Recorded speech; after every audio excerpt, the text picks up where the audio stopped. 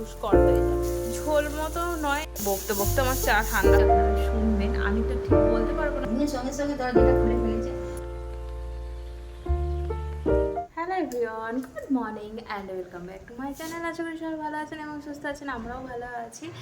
আর আজকে হলো বৃহস্পতিবার, সকালবেলা চান টান করে নিয়েছি, ছেলেকে স্কুল দিয়ে এসেছে। আজকে হচ্ছে একটা ভাইটাল ডে আছে, সেটা হচ্ছে আজকে ছেলের রেজাল্ট আউট হওয়ার দিন আছে। মানে মায়েদের মানে পেরেন্টসদের ডেকেছে 3টের সময় করে, 3টে থেকে 4টে পর্যন্ত খাতা দেখাবে। তো সেটাই আজকে দিন। তো আমার খুব হাসি লাগছে, এক্সাইটেড লাগছে। ভয়ের থেকে দূরের কথা, আমি শুধু দেখতে চাইছি যে আমার ছেলে কি লিখেছে। এটাই হচ্ছে যে ফার্স্ট সেকেন্ড হওয়াটাও দূরের কথা, আমার কথা হচ্ছে কি লিখেছে, কীরকম লিখেছে সেইটা দেখার জন্য আমি খুব এক্সাইটেড হয়ে আছি। হয়তো প্রথম মা হয়তো এরকম হতে পারে, কারণ অন্যান্য মায়েরা তো চিন্তা করে যে আমার ছেলে ফার্স্ট হয়েছে কি না, সেকেন্ড হয়েছে কি না। কিন্তু আমার সঙ্গে রিলেট যারা করতে পারছেন তারা কমেন্টে যায়। তো সকালবেলা স্কুল দিয়ে এসেছে, আমি ভাবলাম যে না আজকে চানটা করে নিই, কারণ আজকে বৃহস্পতিবার। চান টান করে নিয়ে এসে সবজিপাতি কেটেছি, এবারে একটা কড়া সুমড়ি আছে, সেই জন্য একটা কড়াতেই আমাকে আজকে উচ্ছে চচ্চড়ি বানাচ্ছি। উচ্ছেটা একটু লাল লাল করে ভেজে নিলে না তেতো ভাগটা চলে যায়, নাহলে প্রচণ্ড তেতো হয়ে যায়, চচ্চড়িটা খাওয়া খুব দুষ্কর হয়ে যায়। তো সেই কারণে একটু লাল লাল করে ভাজলাম। সেটা মোটামুটি ভাজা হয়ে গেছে। এই দেখুন একটা কড়াতেই আজকে রান্না করতে হবে। আর আমাদের এইখানটা করে আজকে ধারে যে ওই পিলার পিলার নয়, ওই সামশেটের মতো করা আছে না, একটা সামশেট মানে গার্ড মতো করা আছে জানলার এখানে, ওই সামশেটই ধরুন না, ওইটা কাটছে। ওটা রাস্তাটা উঁচু হয়ে গেছে, তো যখন বাইকটা এক যাবে ধাক্কা লেগে যাবে, তো সেই কারণে এইদিকেও কাটছে ওইদিকেও কাটছে। তো সেটাই কাজ হচ্ছিলো এতক্ষণ, ওই জন্য ব্লগটা স্টার্ট করতে পারিনি। আর প্রচণ্ড আওয়াজ হচ্ছিলো, ওই যে মেশিনগুলো চালাচ্ছে। আজকে বানাবো হচ্ছে ওই সব রকম সবজি দিয়ে, সব রকম বলতে বেগুন দিয়েছি, ডাঁটা দিয়েছি, আলু, একটু পটল আর গাজর, এই দিয়ে হচ্ছে একটু ওই ঝোল মতো নয়, একটু গা মাখা মতো করবো। এই ঝোলেরই স্টাইলে একটু গা মাখা তরকারির মতো করব। আর এখানে বাবা নিয়ে এসেছে ওল, ওল সেদ্ধ করবো। আর এখানে তো চচ্চড়ি হচ্ছেই। এই হচ্ছে আমার আজকের রান্না বান্না। মাছও এনেছে, কিন্তু মাছটা এখনও ধোয়া হয়নি, আমি পুজো করে আসি, তারপরে এসে মাছটা ধুবো। একটা কড়া হচ্ছে পড়েছে আমাদের প্রচুর কড়া, তার মধ্যে 3টে কড়াতে রান্না হয়। একটা কড়া হচ্ছে পড়েছে, কালকে রাত্রিবেলা চিকেন করেছিলাম। আর একটা হচ্ছে আপনার সঙ্গে ওই যে চিকেন ফ্রাই বানিয়েছিলাম, ওইটাতেই করবো ভেবেছিলাম যে চিকেনের এটা রান্নাটা, কিন্তু তারপরে আমি ভুলে গিয়ে আর নতুন মানে ভালো কড়াটাই করে ফেলেছিলাম। তো কী করবো, এটা নামিয়ে দিয়েছি ওই জন্য এই কড়াটা এখানে নিচে রেখে দিয়েছি। তেলের কড়াগুলো ওখানেই থাকে আমাদের নিচে, এখানে নিচে জায়গা করা আছে, এখানে থাকে। তো সেখানেই রেখে দিয়েছে, আর ভুলে গেছি রাত্রিবেলা। তো কিছু করার নেই, ওই জন্য ওইটা সঙ্গি আছে। এবার আমি রান্না বসাবো, তো তখন মনে পড়লো যে ওটা তো সঙ্গি হবে। আজকে আপনাদের দেখাই আমি কি করে উচ্ছের চচ্চড়ি বানাই। অনেকেরই নাক ছেটকাবে, কিন্তু ভীষণ ভালো খেতে হয়। কিন্তু শুকনো ভাতে ও যা লাগে, হালকা হালকা তেতো আর হালকা হালকা মিষ্টি ভালো লাগে। এখানে 5 ফোড়ন দিয়েছি আর কুমড়ো বেগুন দিয়েছি। কুমড়ো বেগুনটাকে একটু ভাজা ভাজা করে নিয়ে এর মধ্যে দেবো হচ্ছে মশলা বলতে হলুদ গুঁড়ো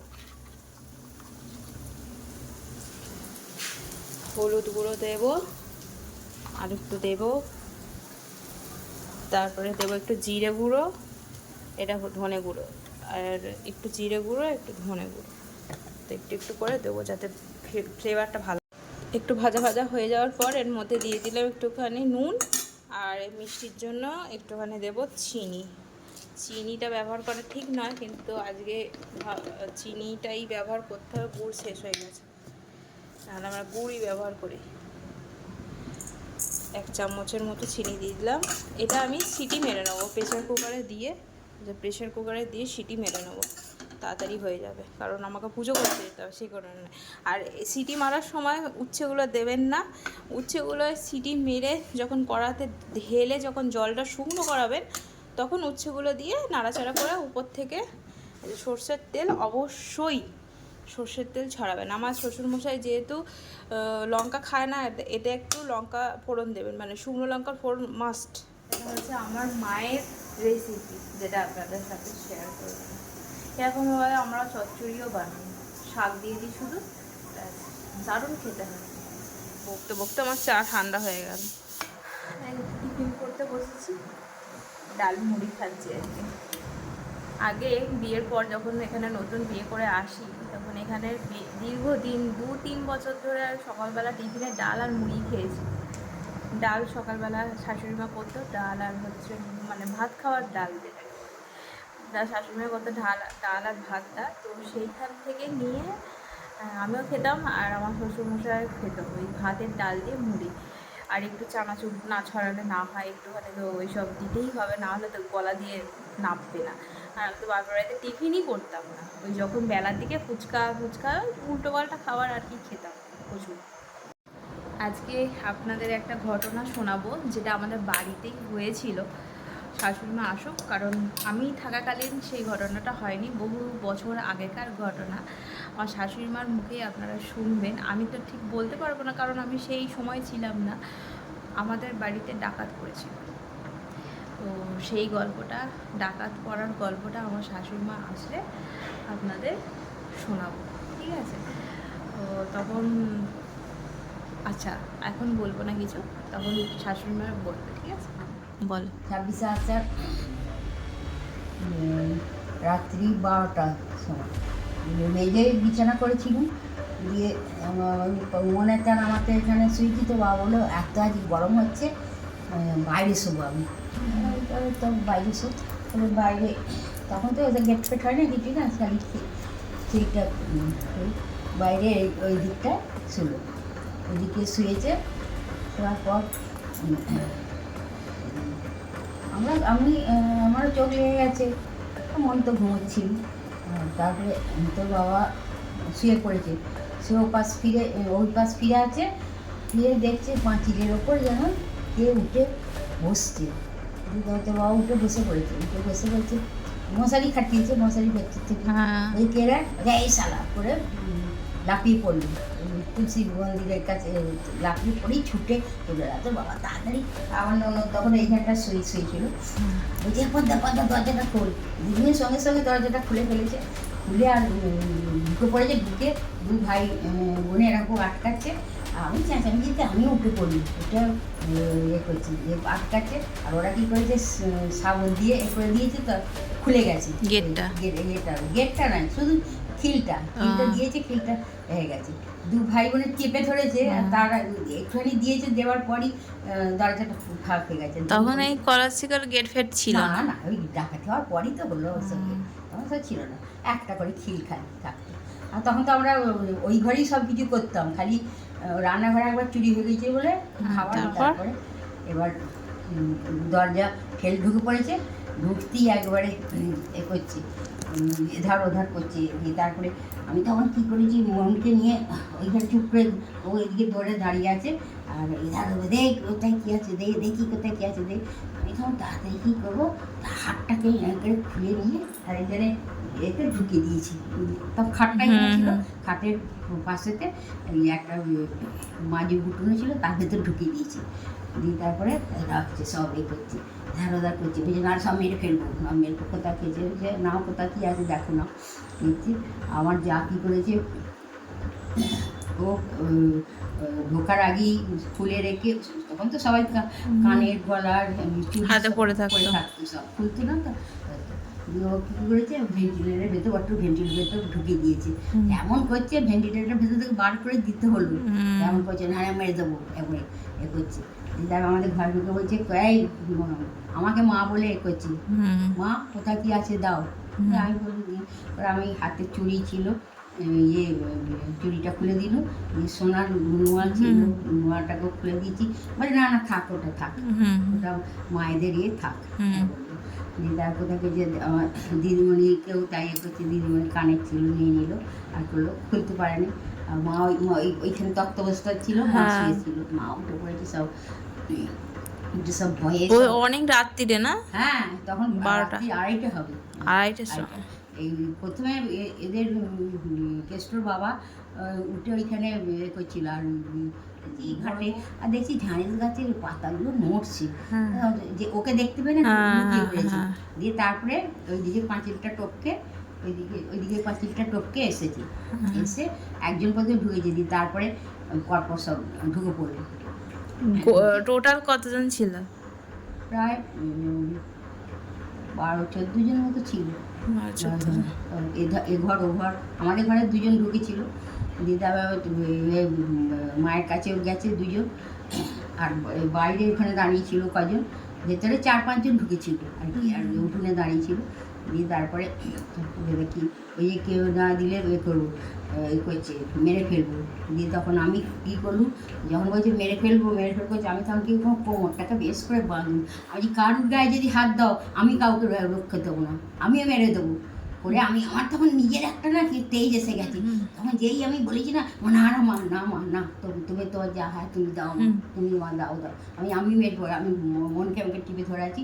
আমি যে ও ওখানে করছি, আমি যে আমার মেয়ের গায়ে যদি হাত দাও তাহলে দেখবে কী অবস্থা করবো তোমাদের, আমিও তোমাদের কুপিয়ে মেরে দেবো বলতে আমি খুব রেগে গেছি, জোরে জোরেই বলছি। তো বলছে না মা যাও যাও, তুমি যা আছে দাও মা দাও।